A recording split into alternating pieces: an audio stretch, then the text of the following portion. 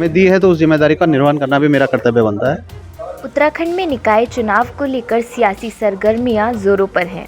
इन्हीं सरगर्मियों का जायजा लेने के लिए जन उजाला की टीम एक खास सीरीज चला रही है, जिसमें नगर निगम देहरादून के अंतर्गत विभिन्न राजनीतिक दलों के मेयर और पार्षद उम्मीदवारों से बातचीत कर उनके विजन को समझने की कोशिश की जा रही है।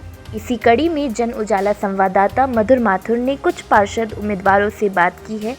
आइए देखिए ये हमारी विशेष रिपोर्ट।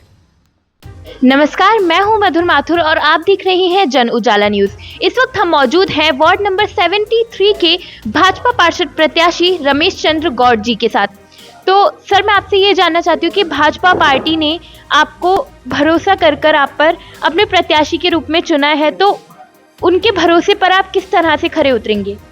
देखिए, हमारी सरकार और हमारा यहाँ पे पूर्व में पार्षद रही है, सरकार हमारी है, संगठन हमारा है और जो भी काम अभी तक कुछ छूटे हुए हैं, वैसे तो सारे लगभग काम चल रहे हैं, कुछ सीवर के काम छूटे हुए हैं, 2-3 गलियाँ वहाँ एक्चुअली में लो लाइन एरिया है, तो उस लो लाइन एरिया को हम ठीक करने का प्रयास कर रहे हैं कि उसे कैसे मैनेज करें और इस बार वो सब चीज़ें ठीक करेंगे और पार्टी के भरोसे पे बिल्कुल खरा उतरने का पूरा प्रयास करेंगे।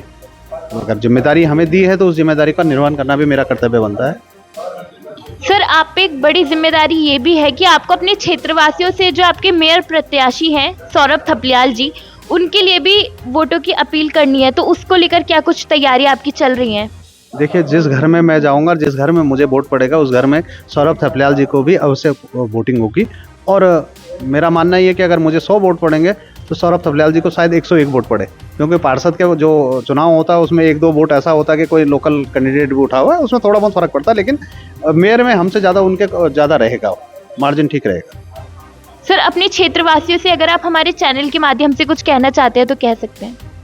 देखिए मैम, मैं तो यही कहना चाहूँगा कि जो पार्षद का पद है, हर परिवार का एक अंतिम व्यक्ति उसे अगर हम कहें माने तो वो सदस्य है कि जिसको जब भी उस परिवार पे कुछ परेशानी आएगी तो सबसे पहले वो उसी को फ़ोन करेगा कि भाई मेरे घर में ये दिक्कत आ रही है, आप आइए। और मेरा मानना है कि मुझे भी उनकी जो आशा अभिलाषा है उसमें खरा उतरना चाहिए।